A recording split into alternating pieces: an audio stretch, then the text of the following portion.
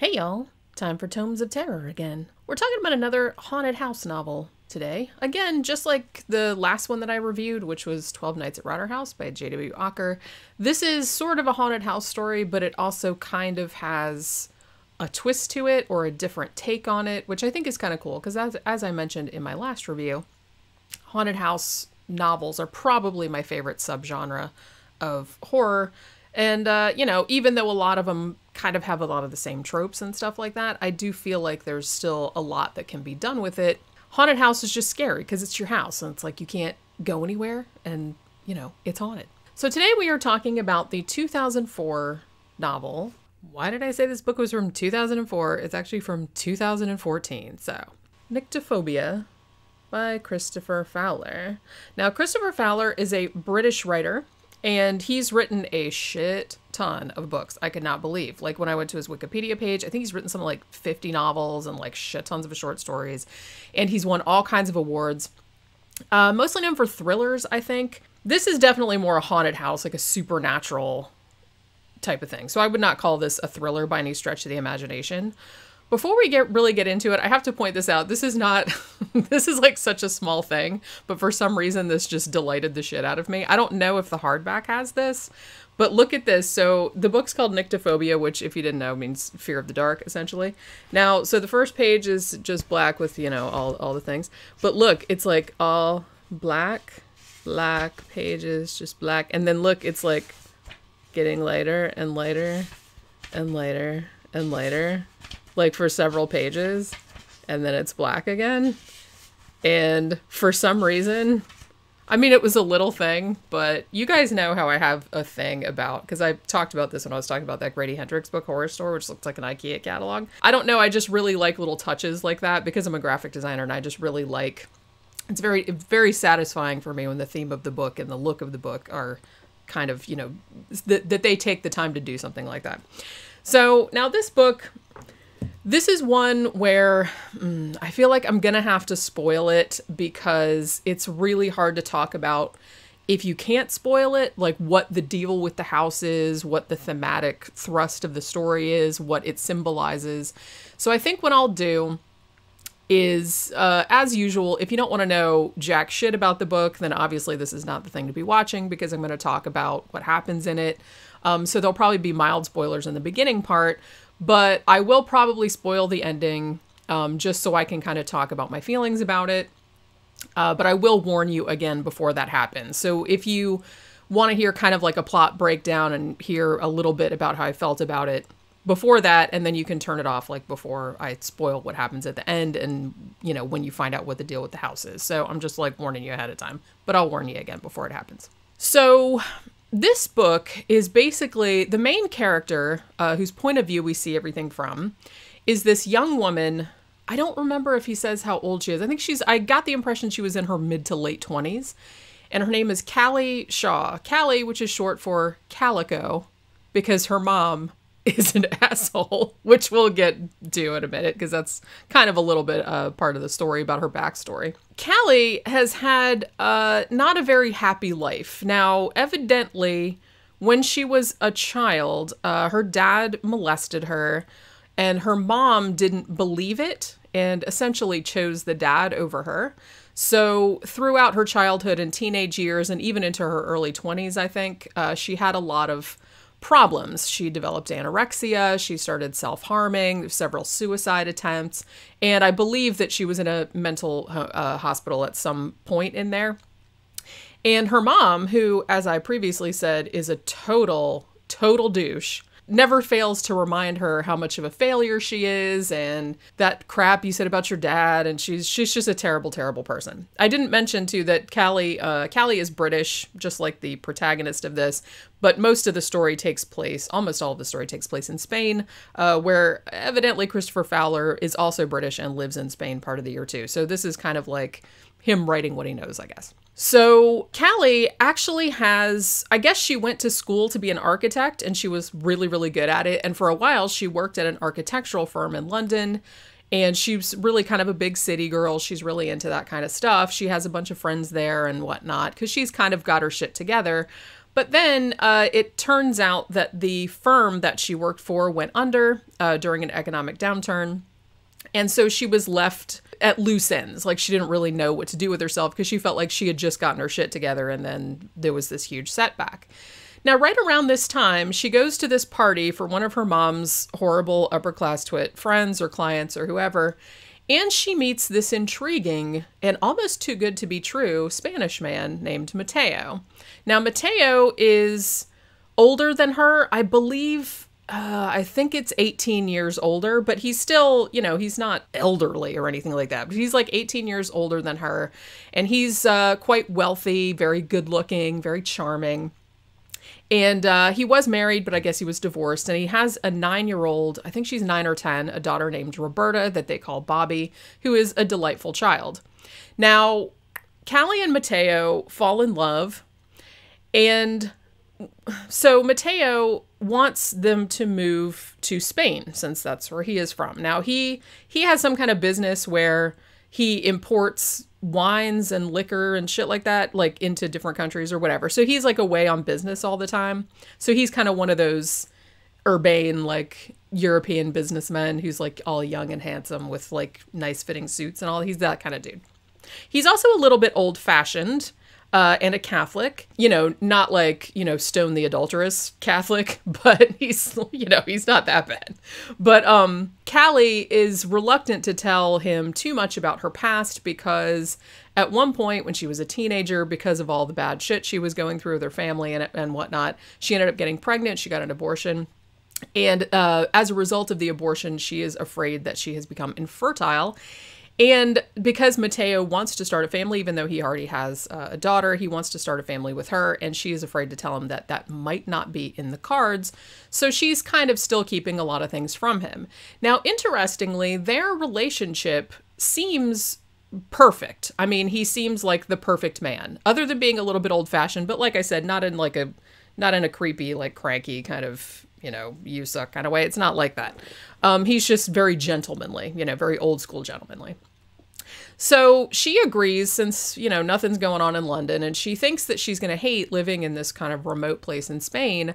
But as it turns out, he finds this house, although he kind of makes it seem like, because they look at a bunch of houses in Andalusia, I think it is, and he has kind of picked out this house for her, but kind of makes her feel like it was her decision. You know what I'm saying? So they find this house called Hyperion House. Hyperion? Am I pronouncing that right? I looked it up and now I can't remember.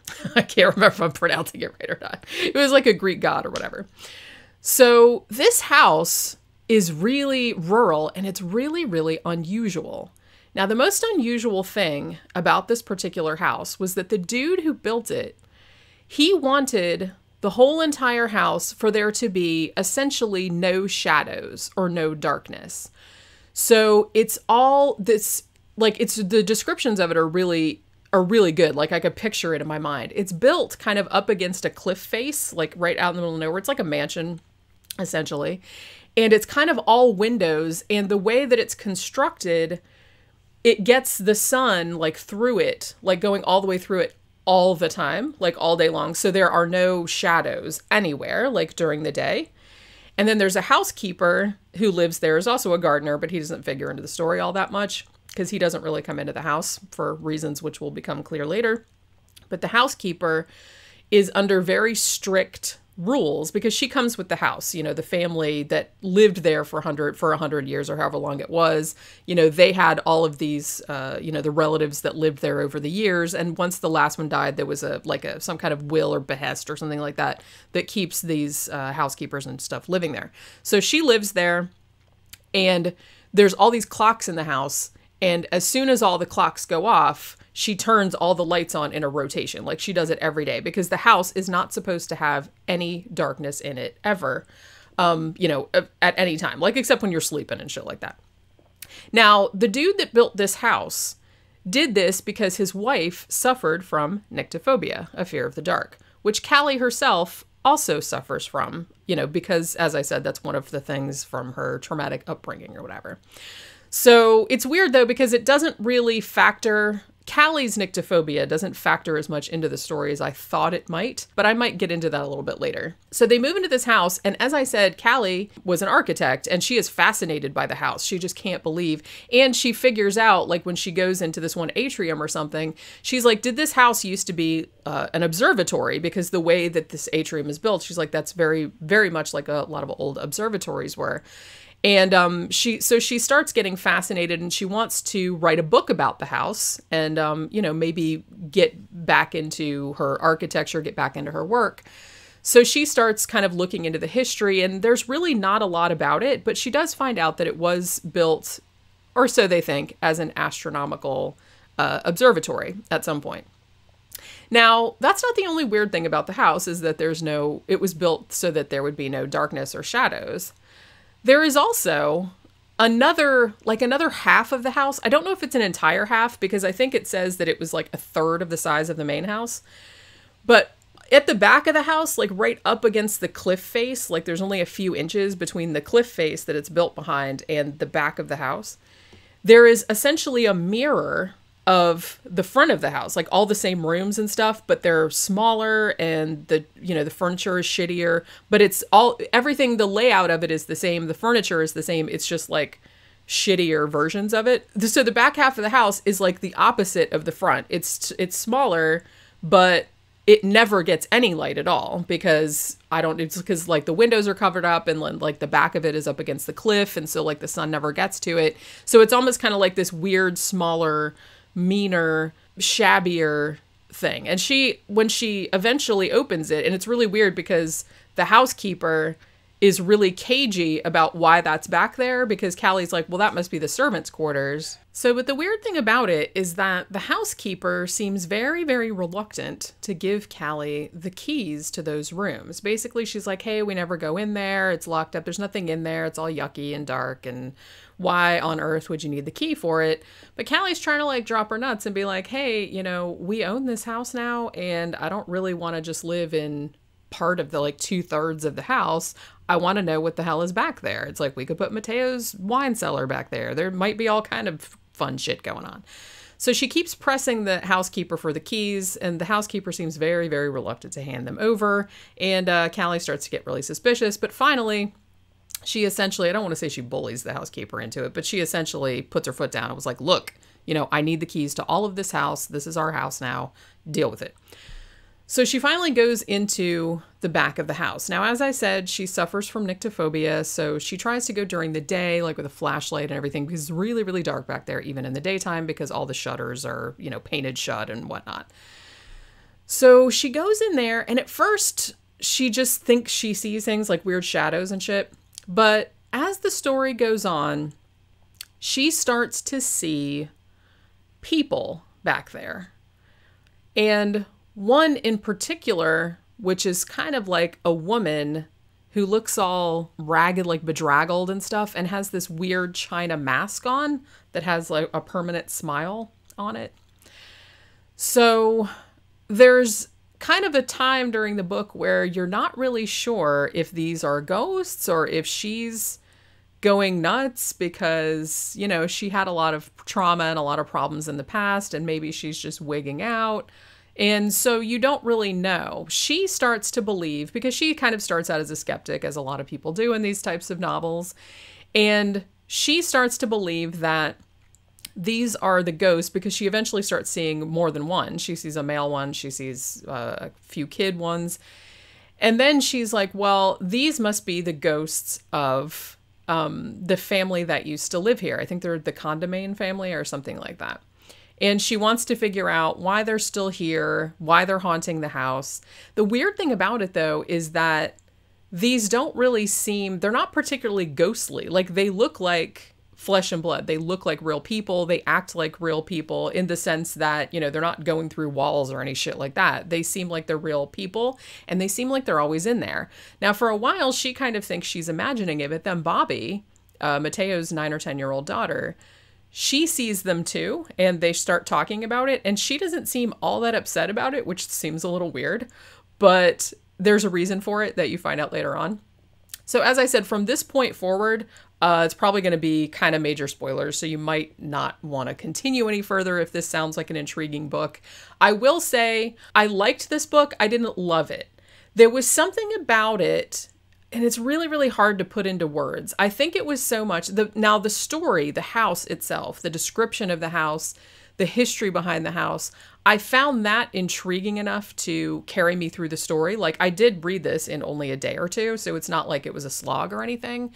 I think what I found a little, I don't want to say off-putting because that's too strong a word, but I think what I found was that there wasn't really a character that I could grasp onto. You know what I mean? I feel like Callie, the main character, who everything is from her point of view, I kind of felt like she was a little underdeveloped, maybe. Not shallow necessarily, not unlikable, but it's just I didn't really get a sense of her as a person. You know what I'm saying? She just seemed like a narrator. She didn't really have much of a personality, I guess. And there was something about that too that I didn't really understand. I didn't really also get a sense of her and Mateo's relationship. Why does Mateo love this woman so much? Why does she love him so much? It wasn't like, I mean, he seemed like a nice dude, but he was kind of gone a lot of the book. And when he was there, he also seemed a little underdeveloped. So I definitely felt like the characterization was something that was really strange to me. It's almost kind of like, it was almost kind of like the characters were sort of keeping me at arm's length, if that makes any sense. It's really, really hard for me to describe what I mean. And I haven't read any of Christopher Fowler's other stuff, but apparently his shit is like really popular and he's won a lot of awards and stuff. So maybe it's just me. Maybe I'm just approaching it in a weird way. But it does seem like the characterization, the backstory, like as I mentioned before, Callie's backstory with her dad, sexually molesting her and her self-harm and her suicide attempts and her nyctophobia even is mentioned a couple of times, but I don't know. I guess I expected it to be more, I don't want to say integrated into the plot. It is relevant to the plot. It just seemed like it wasn't, I don't know, like there wasn't enough of it maybe. I don't know. Maybe that's just my perception. And I don't want to say that, that I prefer books that like smack you on the face with everything like, hey, she was abused, hey, it means this, hey, this is a symbol of that. It's like, it's fine. I don't mind ambiguous, I don't mind low key, I don't mind understated, but I did kind of feel like the characters were kind of a little distant. You know what I'm saying? So that's like all I'm saying. So as I mentioned, at this point, I'm probably just going to spoil what the deal with this house is. So it turns out, so as I said, if you don't want to know what the deal with this house is, why it was built, and, what it symbolizes in Callie in particular's life, then turn it off now because I'm going to spoil it. Okay? Okay. So essentially, this house was built it's sort of an observatory, but it was also built by the guy that built it was kind of an occultist. And so it had to do with, I think it was Ursa Major. I think they built everything, and the position of the clocks inside the house was in the shape of that constellation. And they had actually, I think that it turned out that what she thought was an observatory in the sense that there used to be a telescope in there, even though she said that doesn't really look like a telescope mount. It actually turned out to be a camera obscura. So the guy that built the house was essentially projecting the constellations down on Earth, so he could like draw them out and make his house kind of conform to the constellation for some occult purpose. Now it turned out too that the front part of the house, which was the lighted part, he actually did build that for his wife who suffered from nyctophobia, and he wanted her to be happy there and her not to have to deal with anything that she feared, which was the dark. So he wanted the house to be lighted all the time, so it would be like a very happy place for her.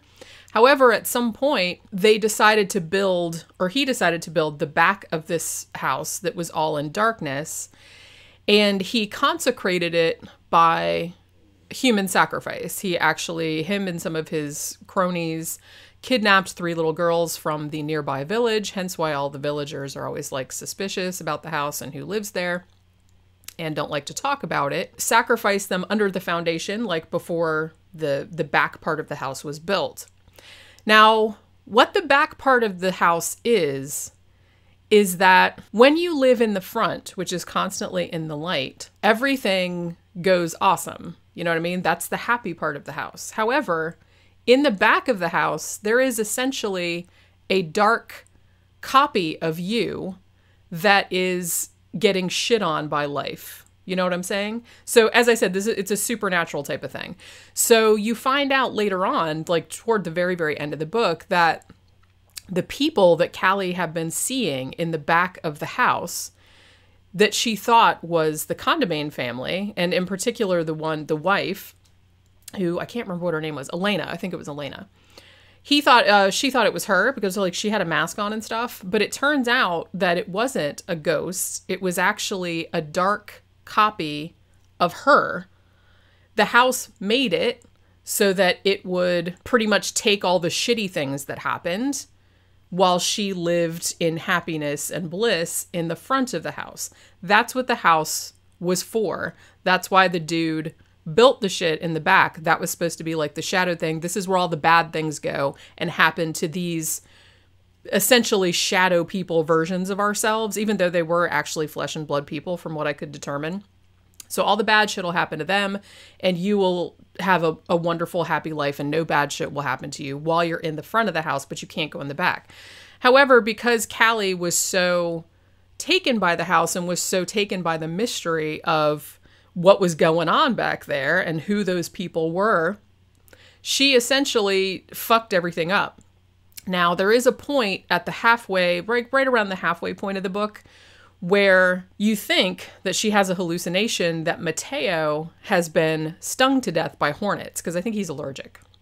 And there's a hornet's nest, like in one of the old buildings on the property, and all the hornets get out when they try to destroy the nest, and they sting him to death.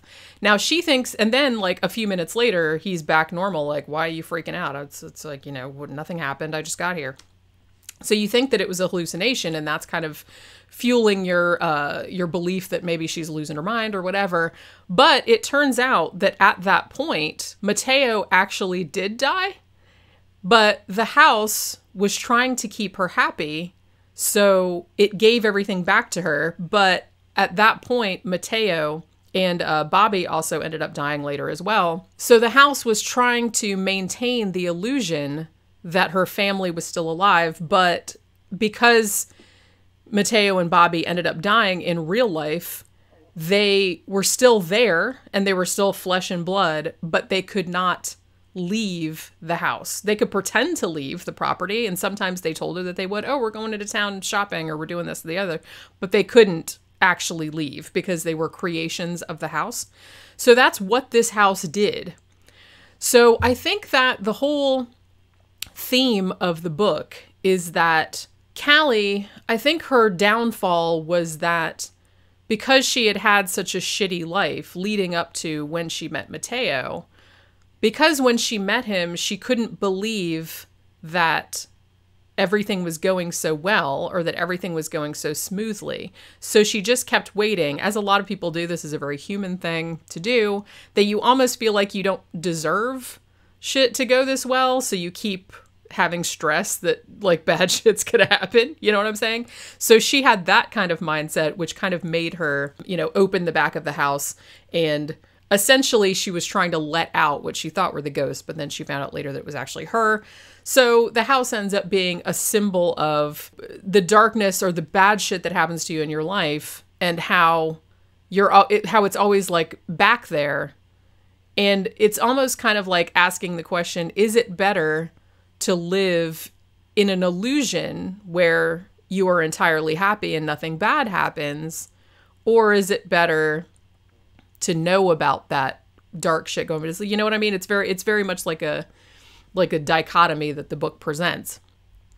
Now, I thought this was a really cool concept. I mean, I don't think I've ever read any other haunted house concept novel that was like this, where the house would essentially make a dark copy of you that bad shit would happen to. It was almost like the picture of Dorian Gray, now that I'm thinking about it, except in the flesh, you know what I mean? Because in that book, you know, obviously Oscar Wilde's novel, you know, you could go and be forever youthful and you would never die, and you could do all this degenerate shit and you would still look young and gorgeous and nothing bad would happen to you, but your painting was getting more and more like shitty looking because it was taking all the ravages of the shit you had done. So it's kind of like that, but on a person. So there was a thing of her. There was everybody that lived in the house at whatever time had a counterpart. The house would make a counterpart of them that would be in the back, you know, the dark mirror of the house. And they were actual flesh and blood people, but they looked all fucked up and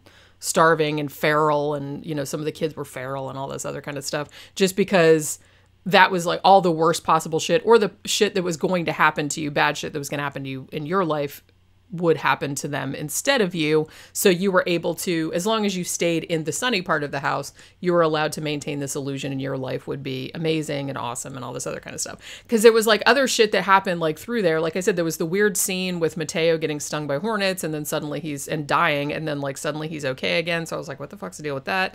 There was also a weird scene where like her horrible mother, who, as I said, never failed to mention like how she had fucked her life up, and it's like, what'd you do to your hair? And like, you're so skinny, and you're, you know, she was like that kind of person. She came to visit, and her and Callie had a fight like they usually did. And then much later on, even though she had talked to her mom after that, she was like 6 weeks after her mom's visit, she found her mom's rental car like in a ditch or something, like on the property. It was all covered up by tree branches and stuff.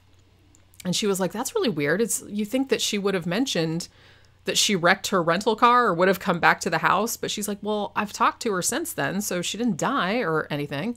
So that was really weird too. But it turned out that later on in the book, you found out that Anne, the mom, had died at that point. I don't remember if she died I don't think she died in an accident. What ended up really happening was that Callie and Mateo killed her because she was being a jackhole, and they just pushed her car down there so no one would find it, I think.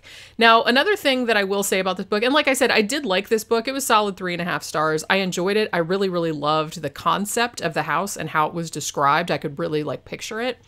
But other than the characterization being very, I want to say understated, it's just very distant. The people didn't come alive for me. They almost seemed a little bit like, even Callie, whose point of view we're seeing everything through, I never got a sense of her. I couldn't see her in my mind's eye. I didn't get a sense of her as a person, as a character. She didn't seem all that distinct. So there was that too. And I feel like some of the shit that happened in the book, the way it was described was a little vague. Like even when I got to the end, because I've seen some other reviews of this, and most people seem to like it as much as I did, but some people really didn't like it, and they're just like, what the fuck happened at the end? Because the end is very ambiguous and open-ended. So, and that pissed some people off. It didn't piss me off particularly, but there was a thing where some things happened that in hindsight were pretty monumental or pretty important to the plot. But the way they were written about it was almost kind of like you just skimmed over it, like it didn't seem all that important. And like I said, I'm not dumb. I don't need like signposts being like, hey, ding, ding, ding, this is significant or anything like that. But it just seemed like the way it was written was it's very, very understated and very low key. So even when monumental shit happens, when significant shit happens in the plot, it's almost kind of like it's very easy to just kind of skim over it and not register. You know what I mean?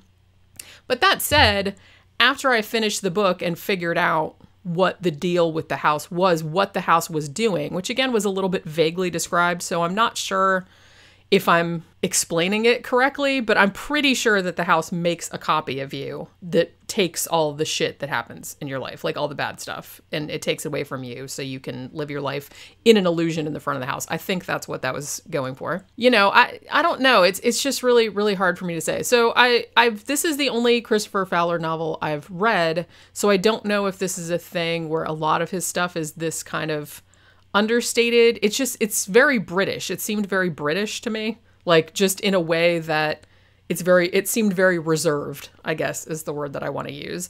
And I've had kind of the same thing with, as much as I love, Ramsey Campbell, who's another, very classic British writer. That's something that I've found with some of his work as well. So maybe it's just kind of a British thing. And I did live over there for a little while, and so you'd think that I would be used to it. But some British writers have kind of a very chilly or of a very detached kind of way of approaching characters, approaching, you know, the emotions of their characters. So it almost seems like you can't, like you're watching them through a window or something. Like you can't really get inside their heads. You can't really. So I kind of got a little bit of that from this. But as I said, I really, really liked the concept of this, and it was a really compelling read. I just love the way it ramped up, like all this weird shit that was happening that seemed like it was unrelated. But then as it went on and you started putting all the pieces together, this is definitely one, as I said, and I say this about a lot of them, that have these types of endings, that this is definitely one that needs maybe a second read, because I feel like you miss out on so many of the details because they don't seem important at the time. The shit that happens, it seems, as I said, as you're going along, it just seems like, oh, that's a weird thing that happened, and it seems unrelated to other weird things that are happening. But when you find out at the end, and it kind of all gets tied up together, I'm not sure if it was completely tied up, because I'm not sure if I got the entire gist of what was going on. But once you have an idea of what the house is and what it does, I feel like if you go back and read it again, you would probably pick up on a lot more. That's probably the case with a lot of books, honestly, especially ones with kind of, I don't know if I'd call this a twist ending necessarily. I guess it kind of is.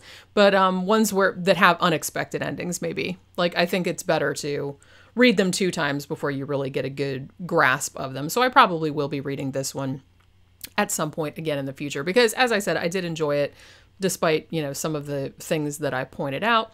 So I guess that'll do it for this review of Nyctophobia by Christopher Fowler, and I'll see you guys on the next one. Bye.